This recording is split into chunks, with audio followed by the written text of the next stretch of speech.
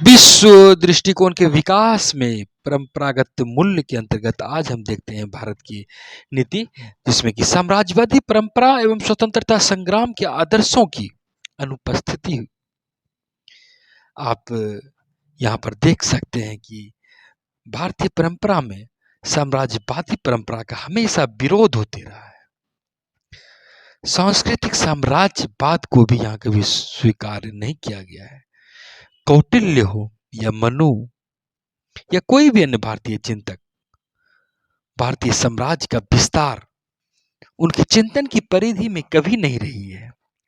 उनकी भौगोलिक सीमा अपने ही देश की बात करते हैं, अपने ही देश को विश्व स्तर का मान लेते हैं, यह चीज है, उसको ही विश्व का पैमाना मान लेते हैं। लेकिन अपनी नीति को, किसी भी प्रकार की नीति को थोपने वाली बात नहीं होती है। हिमालय से लेकर उत्तर में, हिमालय से लेकर दक्षिण में, दक्षिण हिंद महासागर तक, वहीं पश्चिम में अरब सागर से लेकर पूर्वोत्तर तक के क्षेत्र को ही भारतीय चिंतकों ने हमेशा स्थान दिया है। आप कौटिल्य के अर्थशास्त्र की बात देखें या समुद्रगुप्त के शिलालेख की बात करें, आपको साम्राज्यवादी नीति की झलक कहीं नहीं मिलती है। भौगोलिक सीमा के बाहर अपना साम्राज्य विस्तार की नीति देखने को नहीं मिलती है। महाभारत कालीन परिस्थिति में भी हम देखते हैं कि भारतीय साम्राज्य उसकी भौगोलिक सीमा के अंतर्गत ही देखने की कोशिश की गई है। बौद्ध साहित्य की बात करें तो यह भी एक विश्व राज्य की ही बात करते हैं और भगवान बुद्ध को चक्रवर्ती माना गया है। तो वहां पर हम यह भी देखते हैं कि हिंदू एवं बौद्ध के बीच भी किसी प्रकार की युद्ध की बातें नहीं कहे हैं। हिंदू और बौद्ध दक्षिण पूर्व एशिया एवं श्रीलंका में व्यापारी एवं मिशनरी के तौर पर यद्यपि कि जाते प्रतीत होते हैं, लेकिन वहां पर किसी प्रकार की आक्रामक नीति को नहीं अपनाते, क्योंकि विजेता जैसी कोई बात वहां नहीं होती है। नहीं, वे वहां की संपत्ति लूटने के इरादे से गए। हालांकि कुछ अपवाद में आप देख सकते हैं कि कभी कभी कुछ भारतीयों ने दक्षिण पूर्व एशिया पर भी शासन किया है। तो यहाँ पर यह भी देखते हैं कि उन्होंने वहां की ही देसी परंपरा को धारण किया और वे भारतीय शक्ति द्वारा नियंत्रित नहीं होते थे, वे उन पर ही निष्ठा रखते थे। आप बाद में यह कह सकते हैं कनिष्क के द्वारा चीन पर आक्रमण किया गया था, चोलों द्वारा इंडोनेशिया तथा श्रीलंका पर आक्रमण एवं शासन की बात देखने को मिलती है। हिंदू और बौद्ध संस्कृति की यह बातें यद्यपि कि प्रतिकूल है, वो समान है, लेकिन ऐसी घटनाएं अपवाद में ही देखने को मिलती है। सामान्यतः भारत ने अपनी साम्राज्यवादी नीति को कहीं नहीं दिखाया है और चोल वंश का यदि वहां पर दिखता है इंडोनेशिया एवं श्रीलंका पे शासन जैसी बातें होती, तो वहां पर भी विदेशी संस्कृति का वो विरोध नहीं कर रहे थे, ऐसी कोई बातें नहीं दिखती है, बल्कि वे अपने ही वंशों पर आधिपत्य की कोशिश कर रहे थे, जो कि उनकी अपनी संस्कृति थी। हमारे प्राचीन इतिहास में ऐसे भी उदाहरण देखने को मिलते हैं जब कोई विजयी राजा ने दूसरे प्रदेशों को, पराजित प्रदेशों को छोड़ दिया, इच्छानुसार छोड़ दिया। आप रघुवंशम देखे होंगे, कालिदास का रघुवंशम, वहाँ के राजाओं ने भी न्यायसंगत विजय प्राप्त की, किसी प्रकार के अन्याय की भावना नहीं की और यहाँ तक हुआ कि जीते हुए प्रदेशों को छोड़ दिया। वहीं गुप्त वंश के राजा बलादित्य ने एक हून शासक मिहिर गुल को पराजित किया था, लेकिन उन्होंने अपनी माँ का आदेश मानते हुए मिहिर गुल को उसका राज्य लौटा दिया। उसके साथ साथ उनकी शादी भी एक राजकुमारी से करवाया और राजतरंगिणी, कल्हन की राजतरंगिणी में भी ऐसे राजाओं का वर्णन मिलता है।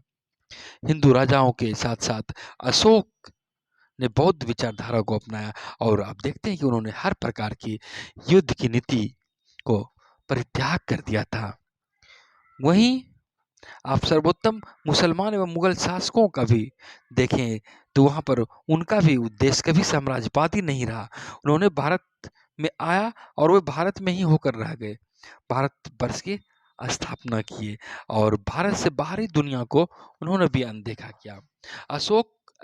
सम्राट अकबर ने सहिष्णुता की नीति अपनाई, समझौते, कूटनीति के द्वारा भारत का एक हद तक एकीकरण करना चाहा। मुसलमान शासकों का ध्यान भी भारत तक ही सीमित रहा। उन्होंने भी भारत को ही समस्त विश्व मान लिया और अगल-बगल के प्रदेश को जीतने के लिए ललायत रहे और यही हुआ कि यहाँ के शासक आपस में युद्ध करते रहे और जब भी हिमालय के पहा पार से दूसरी छोर से या समुद्री मार्ग से आक्रमण हुआ तो उनके साथ शासकों ने युद्ध किया। अपनी नीति आजादी के बाद भी साम्राज्यवाद के विरोध की नीति रही है क्योंकि तकरीबन 200 वर्ष ब्रिटिश उपनिवेशवाद का जिस तरह शिकार रहे हम लोग तो यहाँ पर देखा कि किस तरह साम्राज्यवादी शक्तियों ने भारत की संपत्ति को लूटने का हर संभव प्रयास किया, यहाँ के उत्पाद को बेचने के लिए यहाँ के लोगों को निर्धन बना डाला और यही कारण रहा कि जब भारत को आजादी मिली 1947 में तो साम्राज्यवादी शक्तियों के प्रति हमेशा विरोध की नीति अपनाई जाने का प्रयास किया गया और किसी प्रकार की साम्राज्यवाद हो उपनिवेशवाद हो उनका विरोध ही अपनी विदेश नीति का एक हिस्सा के रूप में हमें देखने को मिलता है। अपनी परंपरा संस्कृति में साम्राज्यवादी नीति को विरोध के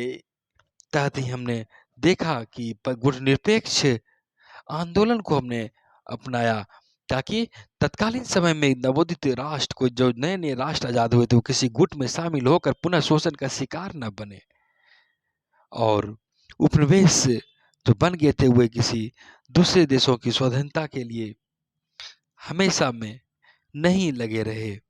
नस्लीय समानता जैसी भावना हो, विरोध नस्लीय आधार पर विरोध नहीं हो, भेदभाव नहीं हो, इस तरह की भी बातें भारत ने हमेशा करने की कोशिश की है। आप जानते हैं कि 1949 में जब नेहरू ने इंडोनेशिया की डच से आज़ादी के मसले पर दिल्ली में ही सम्मेलन बुलाया और वहीं अल्जीरिया एवं ट्यूनीशिया जब फ्रांस के उपनिवेश थे तो वहाँ पे भारत ने उसकी आज़ादी की मांग की और नामीबिया को दक्षिण अफ्रीका से आज़ादी के संबंध में संयुक्त राष्ट्र में भी भारत ने समर्थन किया। आप देखते हैं कि 1971 की भारत पाकिस्तान लड़ाई में जब पाकिस्तान के भूभाग जीत लिए गए तो उसके सैनिक को घेर रखा गया था फिर भी उसे लौटा दिया गया, उसके जीते हुए भाग को लौटा दिया गया। बांग्लादेश के उदय के समय ये घटना घटी थी। तो भारत ने अपनी परंपरा का हमेशा ही निर्वहन किया है, कभी भी अपनी आक्रामक नीति को व्यवहार में नहीं लाया है। अपनी संस्कृति के अनुरूप अपनी वैदेशिक संबंध वैदेशिक नीति को क्रियान्वित करने का प्रयास किया है। भारत का विश्व के प्रति दृष्टिकोण भी यही रही है कि इस धरती से हमेशा साम्राज्यवाद के विरोध में ही नीति मुकर रही है और लैटिन अमेरिका के देशों या अन्य अफ्रीकी एशियाई देशों जो साम्राज्यवादी ताकतों के शिकंजों में जकड़े हुए थे, भारत ने उन औपनिवेशिक शासन की समाप्ति के लिए वहाँ के लोगों का हमेशा समर्थन किया और यूएनओ जैसे संगठनों में हमेशा दबाव बनाने की भी कोशिश की।